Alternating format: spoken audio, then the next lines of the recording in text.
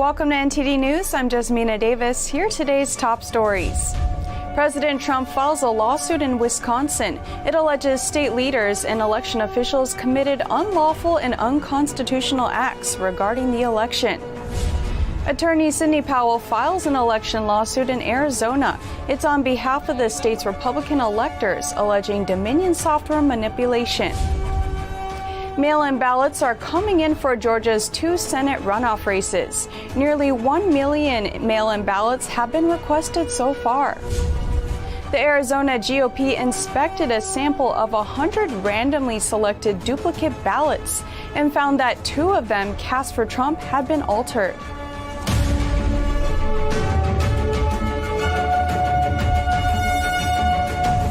President Trump filed a suit in Wisconsin late Wednesday over alleged constitutional violations by election officials and state leaders. Lead counsel Bill Bock said the suit is aiming toward fairer, more transparent, and more reliable elections in America. President Trump has filed a lawsuit against election officials and leaders in Wisconsin. The suit is asking the court to declare a number of alleged constitutional violations by defendants. Defendants include the Wisconsin Elections Commission, Secretary of State Douglas LaFollette, Governor Tony Evers, and several county mayors. It asks the court to forward the matter to the state legislature ahead of the Electoral College vote. According to Article 2, Section 1.2, the Constitution allows the state legislature to select delegates to the Electoral College.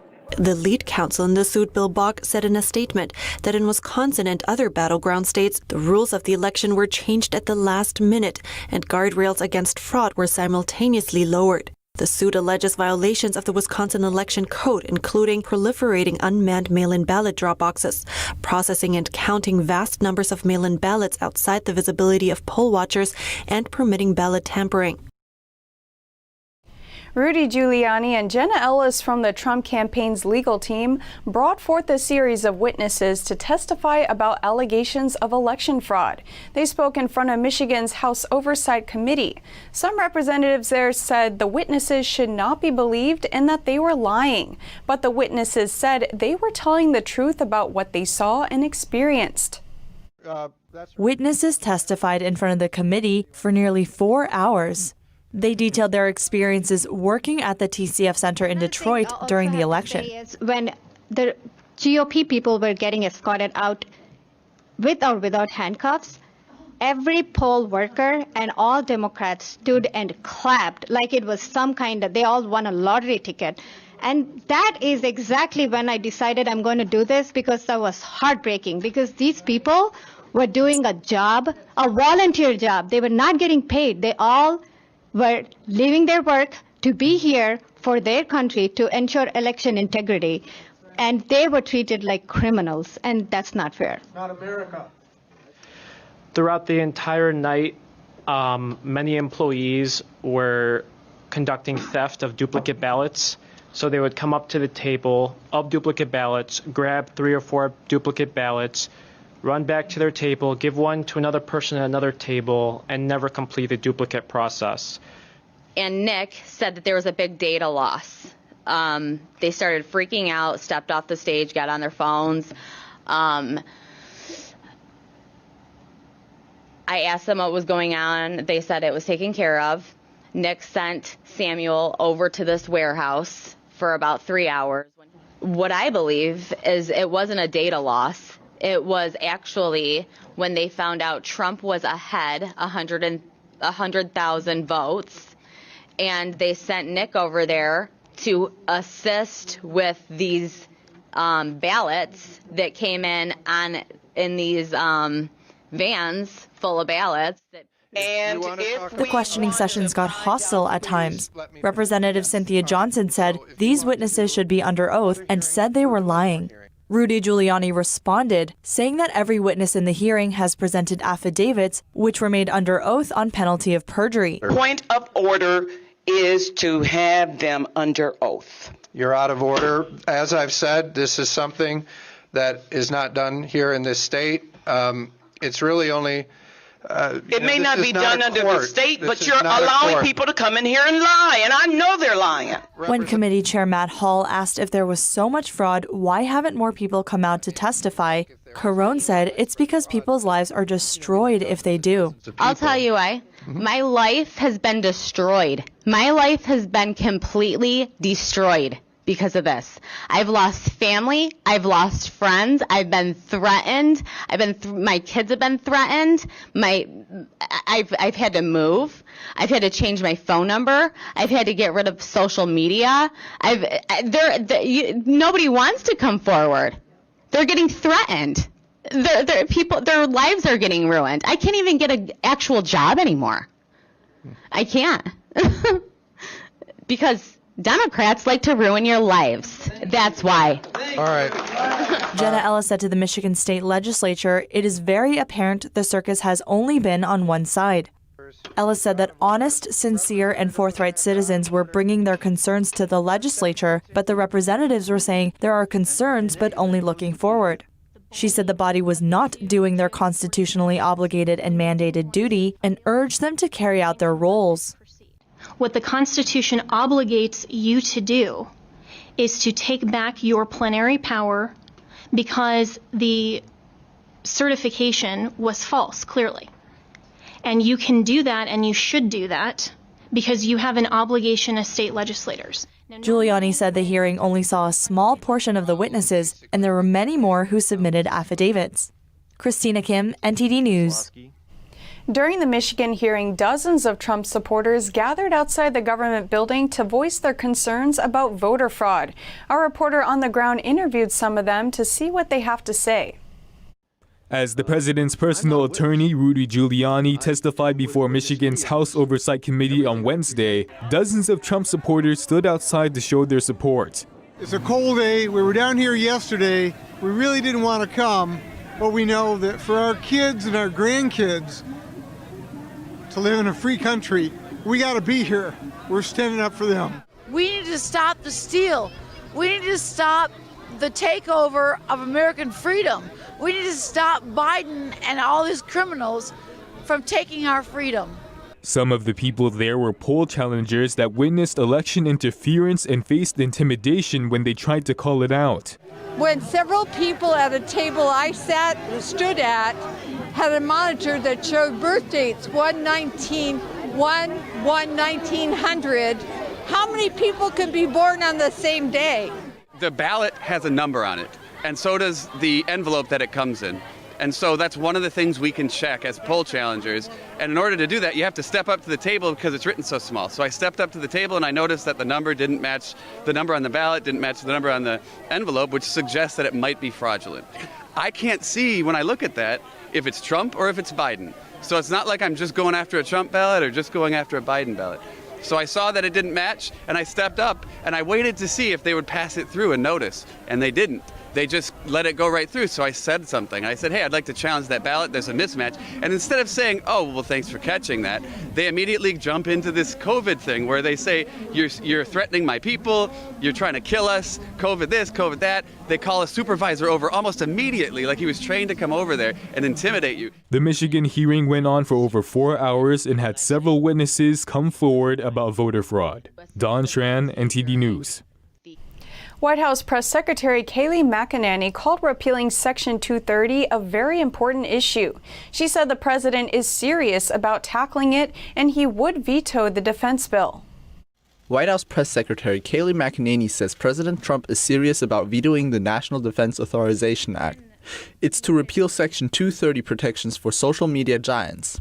President Trump on Tuesday wrote, if the very dangerous and unfair Section 230 is not completely terminated as part of the National Defense Authorization Act, NDAA, I will be forced to unequivocally veto the bill. A veto would block the $1.4 trillion omnibus spending bill, and if it's not signed by December 11th, a stopgap measure is likely. One other possibility is a government shutdown. Section 230 of the Communications Decency Act applies to platforms such as Facebook and Twitter. Look exactly what that is. It's essentially a shield that is given to social media networks because they claim to be the public square. But in the case of Twitter, Twitter has become a publisher, choosing to fact check certain content. And when you're a publisher, there are certain responsibilities with that. While Twitter flags or blocks some content, other false and dangerous posts are not blocked or flagged. McEnany listed examples of content that Twitter did not fact-check or censor, such as Chinese Communist Party officials spreading misinformation about the origins of the coronavirus or the leader of Iran calling for genocide against all Israelis. So the president will be unashamed in fighting against that kind of vitriol that we see and very hateful language that Twitter is publishing. McEnany said there is bipartisan agreement that something needs to be done. The NDAA is approved by Congress every year to fund the Department of Defense and the national security programs of the Department of Energy. McEnany noted that the president will always defend the military and ensure they get adequate defense funding. Attorney Sidney Powell has filed another election lawsuit, this time in Arizona. We bring you the details. Attorney Sidney Powell filed a lawsuit on Wednesday for Arizona's 11 Republican electors. The complaint alleges that at least 400,000 illegal ballots were counted in Arizona's general election. It also alleges that Dominion software created security risks and statistical anomalies in the election results. The allegations are based on affidavits of eyewitnesses and voter data cited. Arizona Governor Doug Ducey and Arizona Secretary of State Katie Hobbs are listed as defendants in the lawsuit. Both certified the state's election results on Monday, challenging claims of voter fraud. Powell also filed a motion for a temporary restraining order and preliminary injunction. It asks the court to block the governor from transmitting the current certified election results to the Electoral College until the legal challenge is resolved. It also asks the court to seize and impound all the servers, softwares, voting machines, and all election materials for forensic audit and inspection. And in Georgia, Sidney Powell's election lawsuit got an expedited appeal. A judge previously blocked election officials from wiping or altering Dominion machines in 3 counties. But Powell wanted a statewide order, prompting her to seek the emergency appeal. The Democratic Party of Georgia also entered an emergency request on Wednesday to grant an intervention so they can participate. Washington firm Perkins Coie is representing the party. Powell is representing Georgia voters who argue that fraud was committed to make sure Joe Biden won the state. Powell wants to have outside experts examine Georgia's Dominion machines, but state election officials are trying to prevent that from happening. An election official in Georgia says they're already receiving mail-in ballots for the Senate runoffs, which officially take place on January 5th. Here's more on how it's going so far. Nearly 1 million mail-in ballots have been requested for the 2 Senate runoffs in Georgia. Secretary of State Brad Raffensperger said counties have already received over 11,000 back. The number of requests have increased by tens of thousands in just a few days. Raffensperger and one of his top officials, Gabriel Sterling, have downplayed or dismissed allegations of election fraud. On Wednesday, Sterling clarified that even if someone voted in the November 3rd election in another state, they are able to vote in the runoffs, as long as they are a registered voter in Georgia at the time they vote. Raffensperger's office is investigating 3 groups that allegedly tried to register ineligible, out-of-state, or deceased voters for the runoffs. A Vote For It spokesperson told the Epoch Times that they use voter information from a third-party vendor, and that if the letter recipients no longer live at the address, then they won't be able to register and the letter will have no effect. Republican Senators David Perdue and Kelly Loeffler are battling filmmaker John Ossoff and Pastor Raphael Warnock. The 2 races will determine who controls the Senate. Vice President Mike Pence is going to Georgia on Friday, and President Trump is traveling there for a rally on Saturday. Joe Biden's aides have said he plans to go there at some point as well. As Georgia finishes up its second recount tonight, Sidney Powell and Lynn Wood came to speak to Georgians today.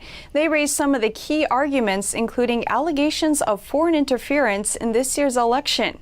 NTD's Melina Weiskup brings us more. I'm here in Alpharetta where we just heard from Lynn Wood and Sidney Powell. Something interesting that they both said is they said a lot of this fraud hinges on China. China's influence in these elections were very strong, they said.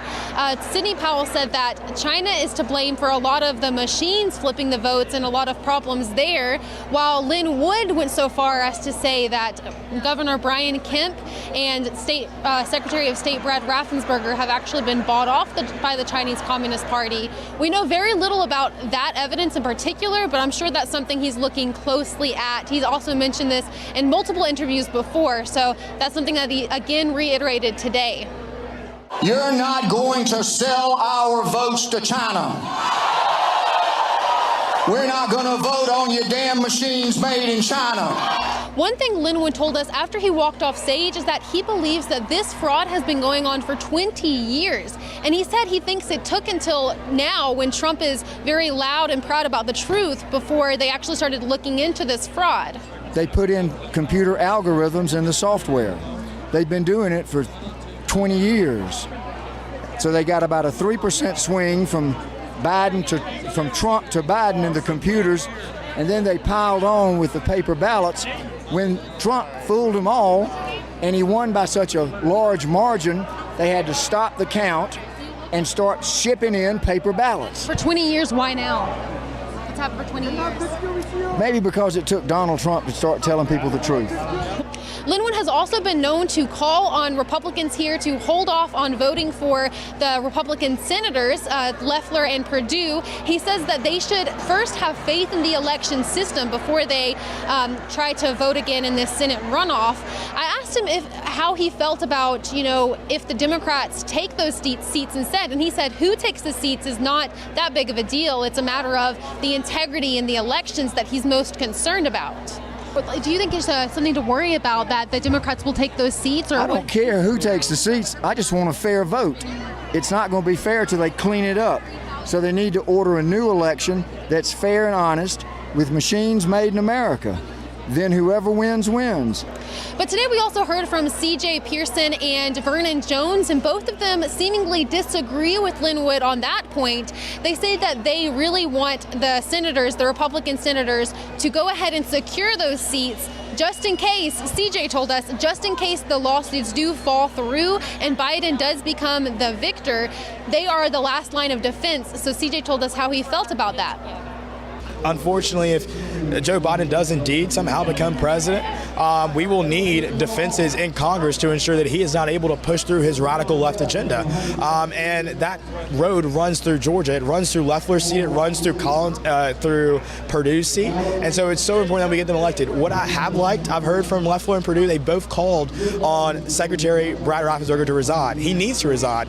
He oversaw the most botched election in Georgia history. He has lost the faith of the American people. So it's very interesting. This was a super packed crowd for such a short notice. Most of the people we talked to said they found out about the event yesterday, as well we did too. And it's just so interesting because they set all of this stuff up in just such a short period of time. So I'm sure it's very encouraging that they had such a strong turnout here and so many voices that are very passionate and standing strong behind Lynn and Sidney, as well as President Trump. A lot of them that were here told us that something in common. They all told us that they believe that God is on our side. They said that faith is super important right now. I know that they will prevail because God's on our side. One woman actually told us that she believes that if the lawsuits do fall through in the lower level courts, that it'll eventually get up to the Supreme Court. And she was telling us a story about how, many years ago, they actually weeded out a lot of the corruption in the courts. So she was saying if all else fails, she really hopes that it comes down to that and all corruption from every angle is just completely weeded out. That's what she was telling us. So when anything fails in the courts, I don't necessarily think it's the end of the world. We can go on to the next circuit.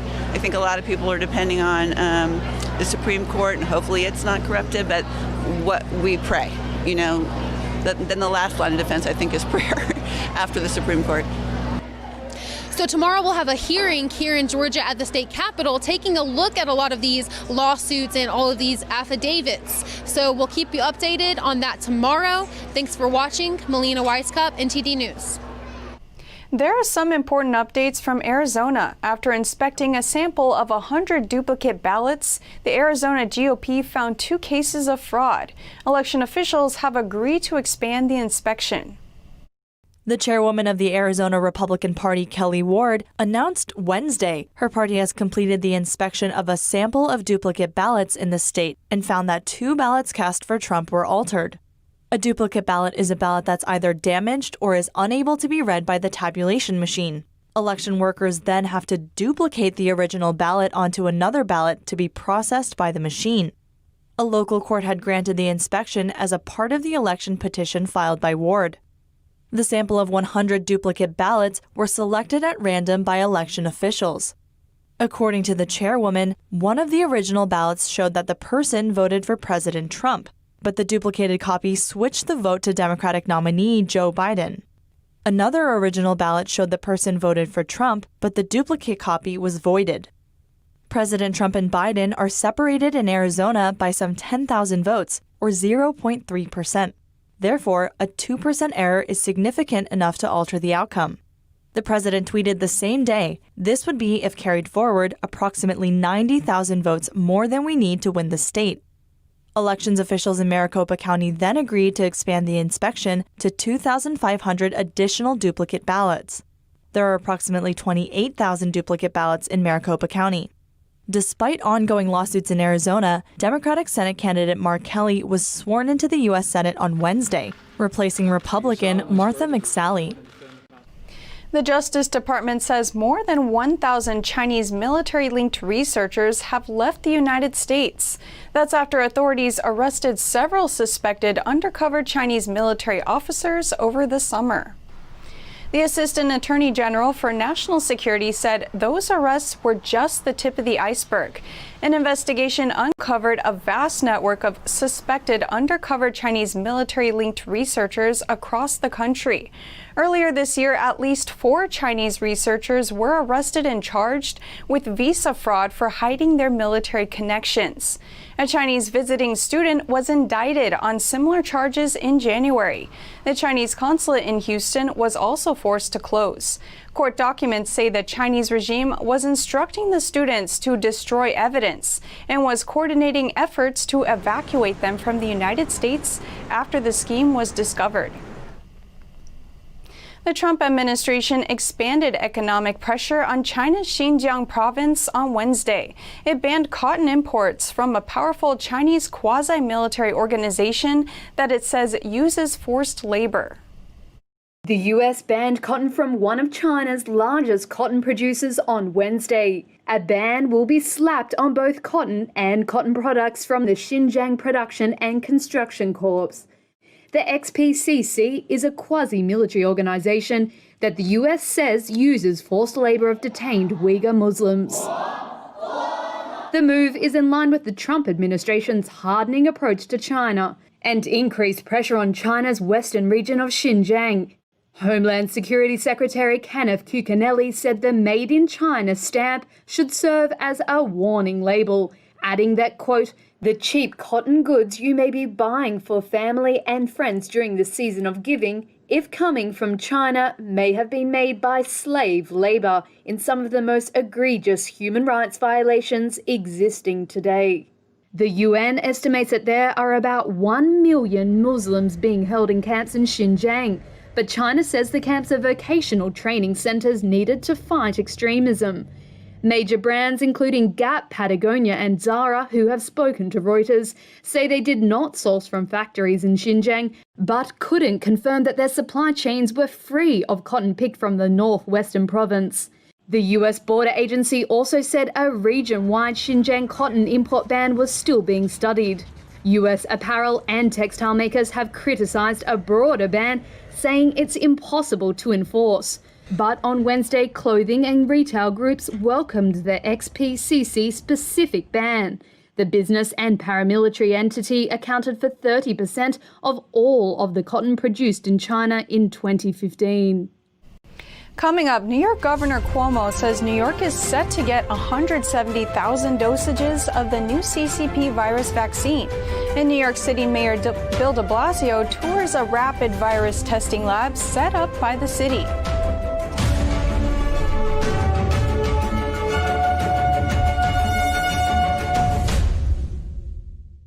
When you look at TV networks in America, a soundbite and fight-it-out culture prevails on news and commentary programs. As a Canadian, I'm fascinated with America, and I wanted to offer American thought leaders an opportunity to share their thoughts in a deep dive format, where we can explore their ideas together. And so American Thought Leaders was born. The world's most brilliant thinkers believed that open discourse was the key to greatness. However, all around the world, we see that discourse is being stifled and political agendas have subverted media. the Epoch Times launched its Global Thought Leaders program to bring back this great tradition of free thought. As the host of American Thought Leaders, every week I interview some of the most intriguing minds on the most pressing issues of our time.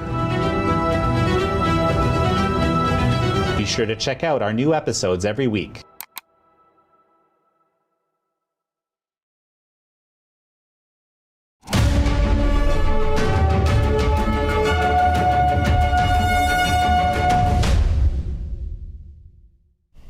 New York Governor Andrew Cuomo announced that the first CCP virus vaccine dosages will arrive in New York by December 15th, adding that additional vaccine allocations could arrive from Pfizer and Moderna later in the month.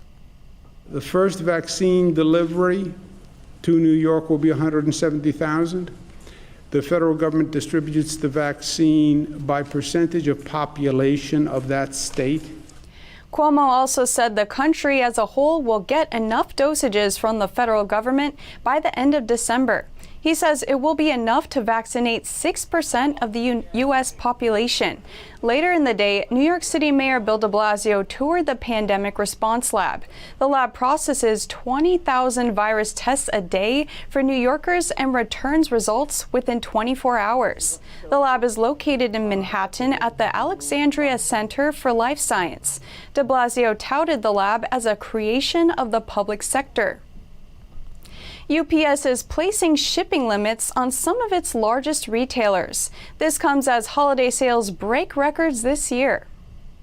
The company is asking some retailers to move away from the most popular shipping days. That means they'll have to spread out their package volume over other days, including the weekends. The restrictions take effect this week and are expected to run throughout the holiday season. The companies will let their customers know if the new limits will affect their deliveries. Amtrak will pay $2.25 million to resolve civil claims that it discriminated against passengers with disabilities. The rail company will also fix up train stations that currently don't accommodate passengers with limited mobility. The Justice Department says Amtrak violated the Americans with Disabilities Act by failing to upgrade its stations to accommodate disabled passengers. The company was given 20 years to do so since the law's 1990 passage. Amtrak was supposed to have met a deadline in July 2010. The settlement requires Amtrak to design at least 135 train stations to be more accessible over the next 10 years. The settlement funds will be used to compensate those affected by the inaccessible train stations. Rockin' around the Christmas tree looks different for visitors at New York City's Rockefeller Center this year, starting with Wednesday's tree lighting ceremony. 3, 2, 1.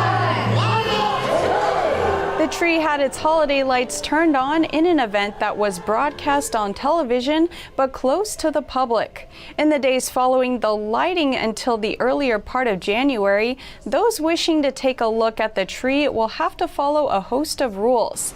The plaza where the tree is physically located will be closed to the public.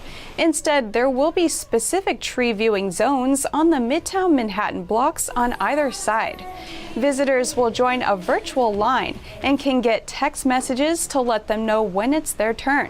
Workers at Rockefeller Center first put up a tree in 1931. It became an annual tradition starting in 1933. Today, 2 committees in Georgia's Senate hold back-to-back hearings to examine whether the state's elections processes were followed in the November election. At 9:30 a.m. was the Georgia Senate Committee on Government Oversight, and at 1 p.m. is the Georgia Senate Judiciary Subcommittee. NTD and the Epoch Times will live stream the full events. Thanks for watching the Midday News. I'm Jasmina Davis.